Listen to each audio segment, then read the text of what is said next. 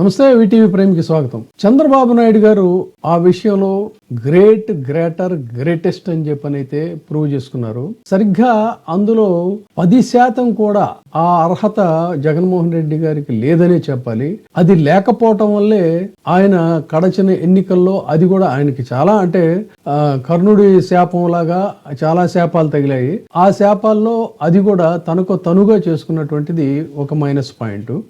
అయితే చంద్రబాబు నాయుడు గారి గ్రేట్నెస్ మాత్రం నాకు తెలిసినంత వరకు జర్నలిజంలో సుదీర్ఘకాలం ఆయన సాగించినటువంటి ప్రస్థానంలో నా అబ్జర్వేషన్స్లో యావత్ భారతదేశంలోనే ఇంత పెద్ద అర్హత ఘనత ఉన్నటువంటి నాయకులు బహుశా ఎవరు లేరేమో అనుకోవచ్చు. ఇక సరే, స్ట్రైట్ అవే పాయింట్ లోకి వచ్చేద్దాం.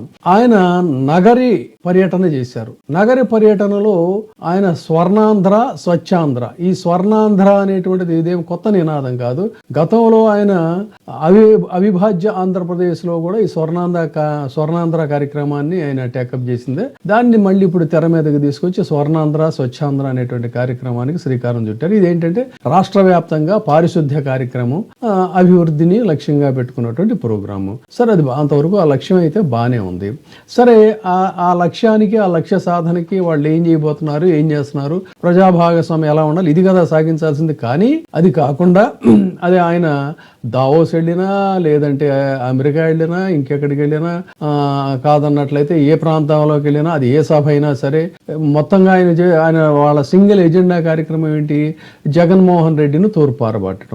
అదే సరిగ్గా ఈ నగర కార్యక్రమంలో కూడా అదే జరిగింది. అది ఎంత స్థాయిలో జరిగిందంటే ఆయన గొంతుని 10 చేసి ఒక్క గళాన్ని 1,00,000 గళాలుగా రీసౌండ్ వచ్చేటువంటి రీతిలో ఆయన మాట్లాడారు.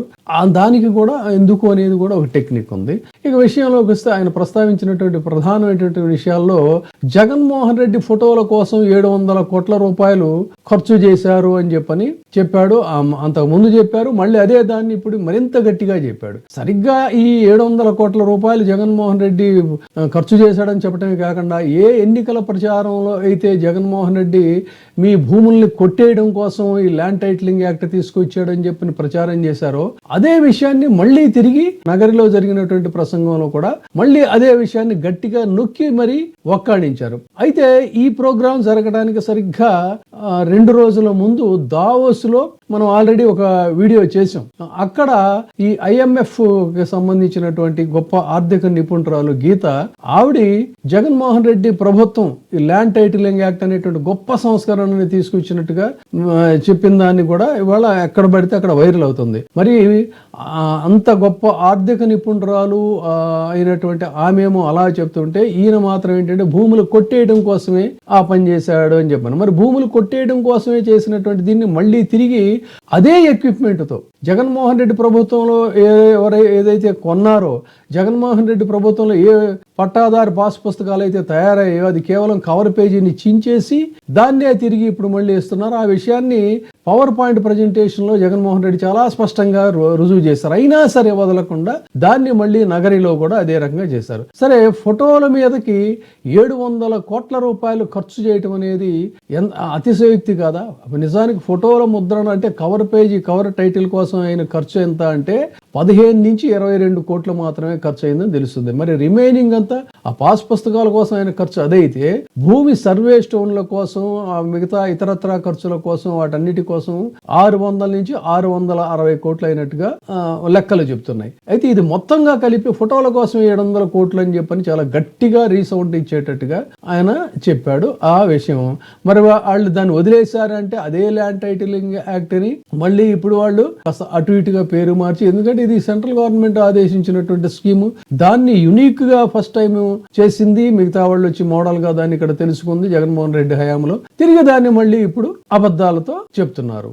జగన్మోహన్ రెడ్డి ఈ భూములన్నీ కొట్టేయడం కోసమే అని చెప్పని ఆ రోజున బీభత్సంగా ప్రచారం చేస్తే జనం ఆ రోజున నిజమే అని చెప్పని నమ్మారు. భూముల్ని నిషేధిత జాబితాలో చేర్చి అమ్మకాలు చేయటం కోసం అని, దాన్ని గ్రాప్ చేయటం కోసం అని ఇలా రకరకాలుగా అప్పుడు ప్రచారం చేశారు. అది మళ్ళీ ఈ రోజున దాన్ని అక్కడ ఉటంకించాడు ఆయన. ఇక విద్యుత్ ఛార్జీల పెంపు, ఎన్నికల హామీలో విద్యుత్ ఛార్జీలు పెంచను అని నేను చెప్పాను, ఇప్పుడు అదే పని చేశాను, అవునా కాదా అని చెప్పని జనంతో అవునంటే చేతులు ఎత్తండి అని చెప్పానంటే చాలా మొహమాటం కొద్దీ జనాలు చేతులు ఎత్తారు. కానీ ఇక్కడ జరిగిందేంటి, యూనిట్ ధర టారిఫ్ ని ప్రత్యక్షంగా పెంచలేదు, కానీ ట్రూ అప్ ఛార్జీల భారంతో డిస్కమ్ల మీద పడింది కదా.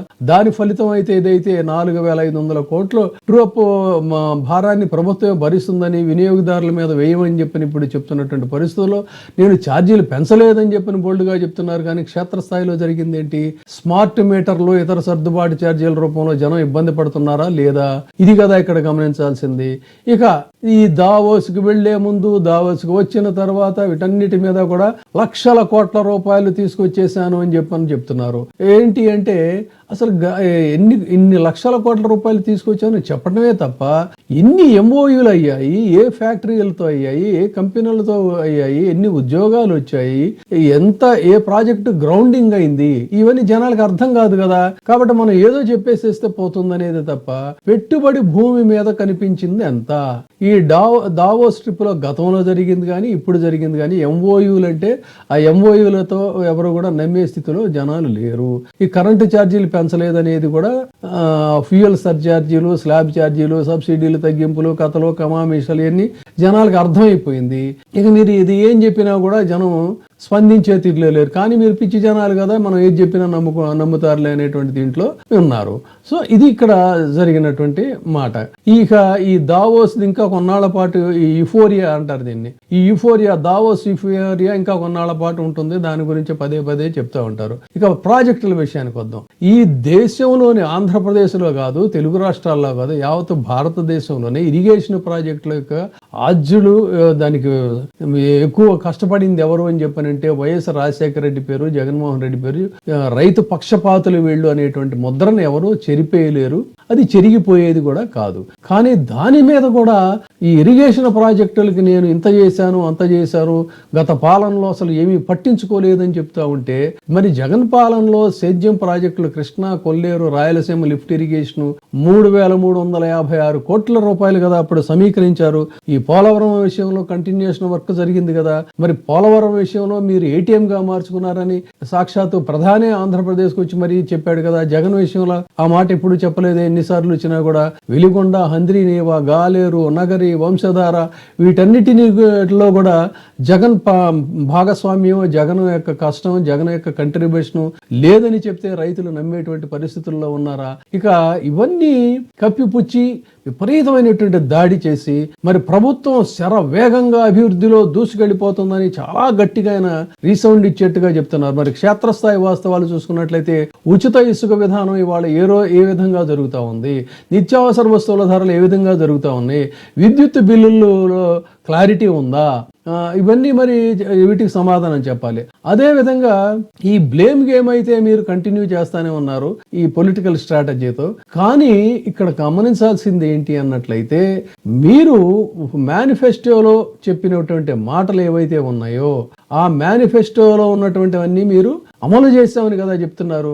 మరి జాబ్ క్యాలెండర్ ఎక్కడుంది, ఫీజు రియంబర్స్మెంట్ ఎక్కడుంది, మహిళలకు ఇచ్చినటువంటి హామీలు అందరికీ కూడా యథాతథంగా జగన్ ప్రభుత్వంలో ఉన్నాయి, కంటిన్యూ అవుతున్నాయా, నిరుద్యోగ భృతి అనేటువంటిది ఉందా, పెన్షన్లు కోత విధించకుండా అందరికీ కూడా ఇస్తున్నారా, ఇవన్నీ పాయింట్స్. ఒక్కసారి మేనిఫెస్టోలో చంద్రబాబు నాయుడు గారు అవి ఇవి అని అన్ని ప్రకటిస్తున్నారు. అయ్యా మీరు కూడా కొంచెం ఏదైనా పెంచితే బాగుంటుందేమో అని చెప్పని జగన్మోహన్ రెడ్డికి ఆ రోజున వాళ్ళ సీనియర్ నాయకులు సలహా ఇస్తే, అన్నా మనకి బడ్జెట్ యాక్సెప్ట్ చేయదు, ఇప్పుడు చెప్పినా కూడా రేపు పొద్దున కష్టం అవుతుంది, చెప్పి ఇవ్వకపోతే బాగోదు కదా అని చెప్పని ఆయన మేనిఫెస్టోని యథాతథంగా చెప్పాడు తప్ప దాన్ని పెంచి చెప్పాల. కానీ చంద్రబాబు నాయుడు గారు అధికారంలోకి రావటం పరమావధి, తర్వాత సంగతి తర్వాత చూసుకోవచ్చులే అని చెప్పని ఇష్టారాజ్యం కింద ఏది పడితే అది మొత్తం మీద మాట్లాడేసేశారు. అనుకున్నట్టుగానే అధికారంలోకి వచ్చారు. ఇది చంద్రబాబు నాయుడు గారికి, జగన్మోహన్ రెడ్డికి క్రెడిబిలిటీలో ఉన్నటువంటి తేడా. అయితే సుదీర్ఘ రాజకీయ ప్రస్థానంలో చంద్రబాబు నాయుడు గారికి ఉన్నటువంటి ఒక గొప్ప టెక్నిక్ ఏంటంటే బ్లేమ్ గేమ్ అంటారు దీన్నే. రాజకీయాల్లో బ్లేమ్ గేమ్. ఈ బ్లేమ్ గేమ్ అనేటువంటి దాన్ని అవతల వ్యక్తిని మనం ఏం చేస్తున్నాం అనేది చెప్పకుండా చెప్పిందే చెప్పి ఎగ్జాజరేట్ చేసి అంటే అతిగా చెప్పుకుంటూ పోతూ ఉంటే జనాలు నమ్ముతారు. మనకు దాన్ని లేపటానికి కావలసినంత మీడియా ఉంది అని చెప్పేదే చంద్రబాబు నాయుడు గారి యొక్క వ్యూహం.